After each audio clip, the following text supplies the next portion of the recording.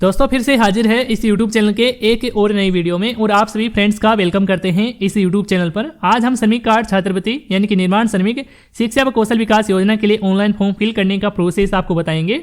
और इस चैनल पर इस योजना के लिए फॉर्म फिल करने के रिगार्डिंग पहले भी काफ़ी सारे वीडियोज अपलोडेड है। यदि आपने उन सब वीडियो को नहीं देखा है तो उन सब वीडियो का भी लिंक इस वीडियो के नीचे डिस्क्रिप्शन पार्ट में आपको दे दिया जाएगा, आप उन वीडियो को भी देख सकते हैं। और हम आगे भी अंतिम डेट यानी कि 31 मार्च तक इस योजना के लिए फॉर्म फिल करने के रिगार्डिंग वीडियोज है इस चैनल पर लगातार लाते रहेंगे। आपको इस चैनल पर वीडियो है लगातार आपको देखने को मिलती रहेगी। और हम जितने भी यहाँ पर श्रमिक कार्ड छात्रवृत्ति योजना के लिए फॉर्म भरेंगे सेम एक ही SSYD से भरेंगे ताकि भरे गए फॉर्म की जो डिटेल्स है हमें यहाँ पर डैशबोर्ड पर ही देखने को मिलती रहे। और जैसे जैसे यहाँ पर भरे गए फॉर्म एक्सेप्टेड होते हैं फिर क्लियरिफिकेशन के लिए आते हैं तो इन सभी की जानकारी है आगे आने वाले वीडियोज में आपको देखने को मिलती रहेगी। तो आप इस चैनल के साथ आप जुड़ सकते हैं, चैनल को आप सब्सक्राइब है वो कर सकते हैं। और यदि आप इस निर्माण श्रमिक शिक्षा व कौशल विकास योजना के लिए अपना ऑनलाइन फॉर्म भरने वाले हैं तो आपको सबसे पहले अपनी SSYD में लॉगिन है वो आपको हो जाना है। यदि आपके पास SSYD नहीं है तो आप अपनी SSYD किस तरह से क्रिएट कर सकते हैं, या फिर आप इस योजना के लिए अपना ऑनलाइन फॉर्म भरने से पहले ऑफलाइन डॉक्यूमेंट है इस योजना के लिए तैयार है वो नहीं करवाए हैं तो आप ऑफलाइन डॉक्यूमेंट है वो किस तरह से आप तैयार करवा सकते हैं। और 90 दिन कार्य करने का जो प्रमाण पत्र है किस तरह से बना सकते हैं, किस तरह से आप तैयार है वो करवा सकते हैं। और ऑफलाइन डॉक्यूमेंट के साथ क्या कुछ डॉक्यूमेंट आपको अटैच आपको करने होते हैं। तो इन सभी पर मैंने एक प्रॉपर पहले से वीडियो बना रखी है, उस वीडियो का लिंक इस वीडियो के नीचे डिस्क्रिप्शन पार्ट में आपको दे दिया जाएगा। आप उस वीडियो को देखकर आप इस योजना के लिए ऑनलाइन फॉर्म भरने से पहले ऑफलाइन डॉक्यूमेंट है वो तैयार है वो करवा लेंगे। और ऑफलाइन डॉक्यूमेंट आपने सभी कुछ है वो तैयार है वो करवा लिए हैं, PDF फाइल आपने बना ली है, तो आप इस वीडियो में कंटिन्यू है वो आप बने रहिए।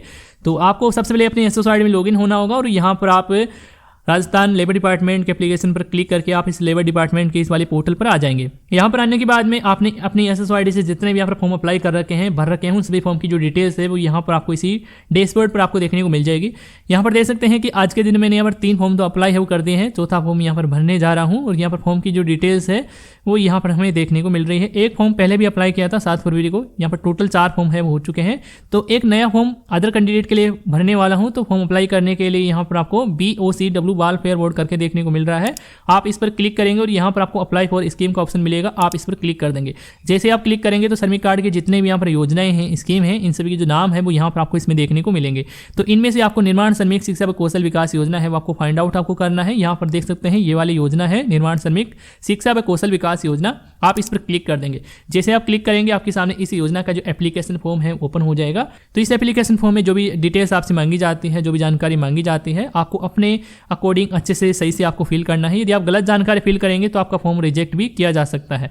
तो इसमें सबसे पहले तो श्रमिक कार्ड का जो एप्लीकेशन नंबर है, रजिस्ट्रेशन नंबर है जो कि 20 से स्टार्ट होते हैं, वही सेम नंबर है वो यहाँ पर आपको इसमें फिल आपको कर देना है। तो जैसे ही आप अपने श्रमिक कार्ड के नंबर फिल करेंगे तो आपकी जो डिटेल्स है ऑटोमेटिकली फेच है वो हो जाएगी। जैसे कि यहाँ पर देख सकते हैं कि जन आधार कार्ड नंबर है, रजिस्टर्ड बेनिफिशियरी का नाम है, मोबाइल नंबर है, रिलीजन टाइप है, वो बेनिफिशियरी रजिस्टर ऑफिस भी ऑटोमेटिकली आ चुका है।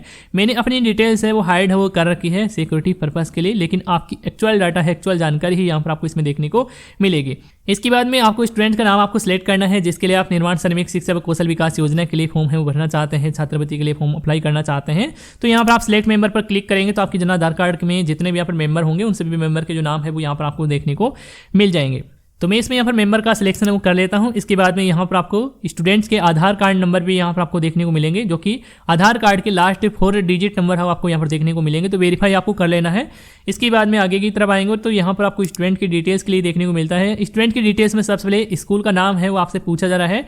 तो स्टूडेंट्स ने लास्ट क्लास कौन सी स्कूल से पास किया है उस हिसाब से स्कूल का नाम है वो यहाँ पर आपको इसमें दर्ज है वो आपको करना है।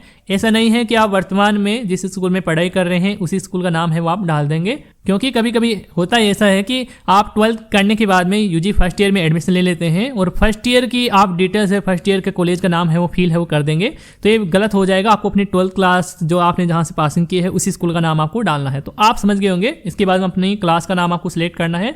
क्लास का नाम भी उसी क्लास का नाम चेंज करना है जिस क्लास को आप पास आउट कर चुके हैं। तो इसमें आपको 6th क्लास लेकर 12th क्लास देखने को मिलेगा। इसके अलावा ITI है, डिप्लोमा है, ग्रेजुएशन है, पोस्ट ग्रेजुएशन है। इसमें आपको 2 कैटेगरी देखने को मिलेगी, जनरल और प्रोफेशनल। यदि आप BA BSc BCom कर रहे हैं तो आप जनरल कैटेगरी का चुनाव कर सकते हैं, और यदि आप B.Ed वगैरह कर रहे हैं तो आप प्रोफेशनल कैटेगरी का चुनाव कर सकते हैं। और सेम तरीके से पोस्ट ग्रेजुएशन में भी आप सिलेक्ट कर सकते हैं। यदि आप MA MSc MCom कर रहे हैं तो जनरल कैटेगरी का चुनाव करेंगे, और यदि आप M.Ed वगैरह कर रहे हैं, प्रोफेशनल कैटेगरी का कोर्स कर रहे हैं, तो आप प्रोफेशनल कैटेगरी का चुनाव कर लेंगे।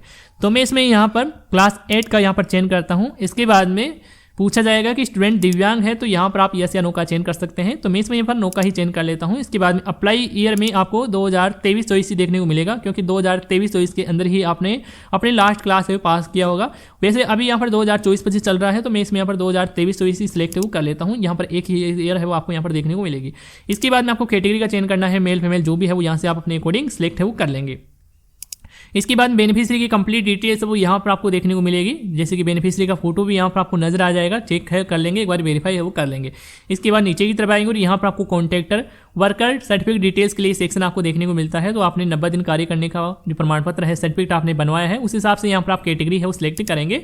इसमें पहला ऑप्शन यहाँ पर देख सकते हैं कि registered contractor worker trade union के थ्रू आपने काम किया है, तो ये वाला ऑप्शन सिलेक्ट करेंगे और यहाँ पर ये सब कुछ डिटेल्स आपको डालना होगा, जैसे कि सेक्रेटरी का नाम है, ट्रेड यूनियन का एड्रेस है, सेक्रेटरी का जेंडर है और सेक्रेटरी का आधार कार्ड नंबर है वो यहाँ पर आप इसमें फिल करेंगे। यदि आप इसके थ्रू आप काम नहीं किए हैं, आप लेबर इंस्पेक्टर के थ्रू काम किए हैं, तो लेबर इंस्पेक्टर वाला ऑप्शन सेलेक्ट करेंगे और यहाँ पर लेबर इंस्पेक्टर की डिटेल यहाँ पर आप डालेंगे, फिल है वो करेंगे। इसके अलावा यदि आप नरेगा में 1 साल के अंदर 90 दिन से ऊपर है वो कार्य किए हैं, तो आप यहाँ पर ग्राम सेवक वाला भी ऑप्शन सेलेक्ट कर सकते हैं, जिसमें यहाँ पर ग्राम सेवक का नाम है, ग्राम सेवक की एम्प्लॉयर आईडी है, जॉब कार्ड नंबर अपने ही आपको डालना है। इसके बाद ग्राम सेवक की मोबाइल नंबर है, जेंडर है और आधार कार्ड नंबर है वो आपको इसमें फिल आपको करना है। यदि ग्राम सेवक के द्वारा एम्प्लॉयर आईडी, आधार कार्ड नंबर प्रोवाइड है वो नहीं करवाए जाते हैं, तो इसे आप खाली भी रख सकते हैं, ऐसा नहीं है कंपलसरी है, तो आप इसे खाली रखकर भी आप फॉर्म अप्लाई है वो कर पाएंगे। इसके अलावा यदि आप किसी मकान मालिक के पास है 90 दिन से ऊपर कार्य किए हैं 1 साल के अंदर, तो यहाँ पर आप एम्प्लॉयर वाला भी ऑप्शन सेलेक्ट कर सकते हैं। एम्प्लॉयर में यहाँ पर आपको एम्प्लॉयर का नाम यानी कि मकान मालिक का नाम है, एम्प्लॉयर एड्रेस है, मोबाइल नंबर है, आधार कार्ड नंबर है वो यहाँ पर आप फिल कर देंगे, जेंडर है वो सिलेक्ट कर लेंगे। तो ये सब कुछ डिटेल्स आपको इसमें फिल आपको करना होगा। इसके अलावा यदि आप किसी ठेकेदार के थ्रू काम किए हैं, तो कॉन्ट्रैक्टर आप सिलेक्ट करेंगे। कॉन्ट्रैक्टर का नाम है, कॉन्ट्रैक्टर का एड्रेस है, पैन कार्ड है, मोबाइल नंबर है, आधार कार्ड नंबर है, जेंडर है और यहाँ पर जीएसटी नंबर है वो यहाँ पर आपको इसमें फिल आपको करना होगा। इसके अलावा यदि आप फर्म के थ्रू काम किए हैं, तो फर्म वाला ऑप्शन सेलेक्ट करेंगे और यहाँ पर ये सब कुछ डिटेल डालकर आप सबमिट है वो कर सकते हैं, फॉर्म को यहाँ पर आप भर सकते हैं।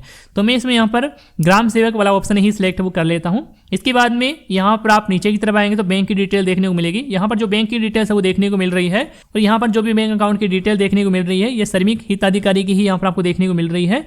इसमें यहाँ पर आपको अकाउंट होल्डर का नाम है, बैंक अकाउंट के जो नंबर है, बैंक के आईएफएससी कोड है, बैंक का नाम है, बैंक का एमआईसी कोड है, बैंक का जो एड्रेस है, सब कुछ डिटेल्स आप चेक है वो कर लेंगे। यदि यहाँ पर दिखाई गई बैंक डिटेल्स में किसी प्रकार की त्रुटि है वो आपको देखने को मिल रही है, तो आप अपने जन आधार कार्ड में उस हिताधिकारी की डिटेल्स है वो आप बैंक डिटेल्स है वो अपडेट है वो कर देंगे। बैंक की डिटेल्स अपडेट करेंगे, इसके बाद में ही आपको फॉर्म आपको अप्लाई आपको करना है। इसके बाद में यहाँ पर डिटेल देखने को मिल जाएगी।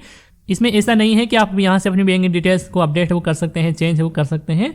तो बैंक डिटेल्स यदि सब कुछ सही है तो आप नीचे की तरफ आ जाएंगे और यहाँ पर आपको अटैचमेंट सपोर्टिंग डॉक्यूमेंट्स के लिए सेक्शन आपको देखने को मिलता है, जिसमें सबसे पहले तो यहाँ पर आपको अपने लास्ट जो मार्कशीट है जिसके लिए इस निर्माण श्रमिक शिक्षा व कौशल विकास योजना के लिए फॉर्म अप्लाई करने वाले हैं, उसी सेम मार्कशीट को यहाँ पर आपको अपलोड कर देना होगा। वो स्वयं प्रमाणित आपको करना है, स्टूडेंट के सिग्नेचर भी उसमें करवाने होंगे, यानी कि फोटोकॉपी आपको निकलवा लेना है उस मार्कशीट की और आपको उस पर सिग्नेचर करके आपको यहाँ पर अपलोड करना होगा। इसके बाद में अगला डॉक्यूमेंट है शिक्षण प्रेस शिक्षण संस्थान के प्रधान द्वारा प्रपत्र के निर्धारित कॉलम में हस्ताक्षर एवं मोहर की प्रति, यानी कि स्टूडेंट्स वर्तमान में जिस इंस्टीट्यूट में पढ़ाई कर रहा है, अध्ययनरत है, उस इंस्टीट्यूट के प्रिंसिपल के सिग्नेचर वगैरह है योजना फॉर्म में आपने जो भी जहाँ पर भी लगवाए हैं उस फॉर्म को यहाँ पर इसमें अपलोड करना होगा। और अगला जो डॉक्यूमेंट है पिछले 12 माह का हिताधिकारी के निर्माण श्रमिक के रूप में 90 दिन कार्य करने का जो प्रमाण पत्र है वो आपको इसमें अपलोड करना होगा। यदि आपको नहीं पता है कि इस योजना के लिए ऑफलाइन डॉक्यूमेंट वो किस तरह से तैयार करना होता है, किस तरह से भरना होता है, या फिर 90 दिन कार्य करने का प्रमाण पत्र किस तरह से भरना होता है, वो किस तरह से बनाना होता है और इन सभी डॉक्यूमेंट के साथ क्या कुछ डॉक्यूमेंट है वो लगाने होते हैं, तो मैंने इस पर एक प्रॉपर वीडियो बना रखी है। उस वीडियो का लिंक इस वीडियो नीचे डिस्क्रिप्शन पार्ट में आपको दे दिया जाएगा, आप उस वीडियो को देख सकते हैं। तो पहले आपको इस योजना के लिए कंप्लीटली ऑफलाइन डॉक्यूमेंट है वो तैयार है वो करवा लेना है। इसके बाद में ही आपको इस योजना के लिए ऑनलाइन फॉर्म आपको भरना है। तो यहाँ पर आप डॉक्यूमेंट फाइल अपलोड कर देंगे, पीडीएफ फाइल अपलोड कर देंगे। इसके बाद यहाँ पर जो कैप्चा नजर आता है, कैप्चा है वो यहाँ पर आप इसमें इंटर करेंगे, फिल करेंगे। इसके बाद यहाँ से आप सेंड रिक्वेस्ट बटन पर आप क्लिक है वो कर देंगे। तो जैसे ही आप सेंड रिक्वेस्ट बटन पर क्लिक करेंगे तो आपका जो फॉर्म है वो सबमिट हो जाएगा। जैसे ही फॉर्म सबमिट होगा तो आपके सामने कुछ इस तरह से देखने को मिलेगा और यहाँ पर आपको इसमें एप्लीकेंट का नाम है, एप्लीकेशन रजिस्ट्रेशन नंबर है और यहाँ पर आपको date of application submission date भी यहाँ पर देखने को मिल जाएगी, यानी कि जिस दिन आप फॉर्म अप्लाई करेंगे सेम डेट है वो यहाँ पर आपको नजर आएगी और यहाँ पर आपको निर्माण श्रमिक शिक्षा व कौशल विकास योजना का नाम है वो देखने को मिल जाएगा। चाहे तो आप इसका प्रिंट है वो ले सकते हैं, अदरवाइज इसका प्रिंट आउट लेने की कोई आपको आवश्यकता नहीं है। आप अपनी जो फॉर्म की डिटेल्स है आप इसी डैशबोर्ड के माध्यम से आप चेक कर सकते हैं। तो इसके लिए यहाँ पर आप होम बटन पर क्लिक करेंगे यहाँ पर। तो जैसे ही आप होम बटन पर क्लिक करेंगे तो आपने जो भी फॉर्म अप्लाई किया है, भरा है, उस फॉर्म की जो डिटेल्स है सबसे ऊपर ही यहाँ पर आपको इसमें देखने को मिल जाएगी। यहाँ पर देख सकते हैं एक यहाँ पर फॉर्म की जो डिटेल्स है और ऐड हो चुकी है। और यहाँ पर फॉर्म का जो स्टेटस है पेंडिंग एट ऑफिसर है, यानी कि डिपार्टमेंट के पास अभी ये पेंडिंग में है। और जैसे ही यहाँ पर ये फॉर्म एक्सेप्टेड होता है, क्लियरिफिकेशन के लिए आता है, किसी भी प्रकार की कमी बताई जाती है, तो इन सभी की जानकारी है आगे आने वाले वीडियोज में आपको देखने को मिलती रहेगी। तो आप इस चैनल को सब्सक्राइब है वो जरूर आप कर लीजिएगा। तो इस तरह से स्टूडेंट्स आप इस निर्माण श्रमिक शिक्षा व कौशल विकास योजना के लिए, इस श्रमिक कार्ड योजना के लिए, छात्रवृत्ति योजना के लिए फॉर्म है वो अप्लाई हो कर सकते हैं। और यदि आप इस निर्माण श्रमिक शिक्षा व कौशल विकास योजना के लिए अपना ऑनलाइन फॉर्म फिल करने या फिर आपको ऑफलाइन डॉक्यूमेंट तैयार करने में किसी प्रकार की समस्या आ रही है, तो आप हमें कमेंट करके बता सकते हैं, पूछ सकते हैं। तो इस वीडियो में अभी के लिए इतना ही। धन्यवाद दोस्तों।